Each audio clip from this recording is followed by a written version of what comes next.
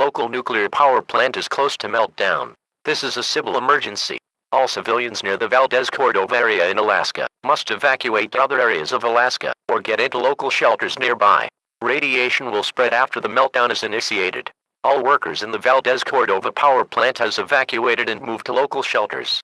The power plant is expected to melt down around 12 a.m. Alaska Daylight Time. This warning will be in effect until further notice. Repeating, a nuclear power plant warning is in effect for Valdez-Cordova area in Alaska until further notice.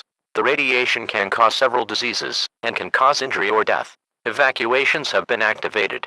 Evacuation routes are from Cordova to McCarthy, Alaska, Valdez to Whittier, Alaska. Any civilians near the power plant or in reach of 50-mile radius must evacuate immediately.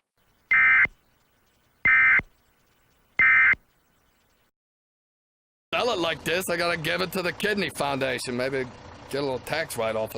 What are you doing with that, Albert? This?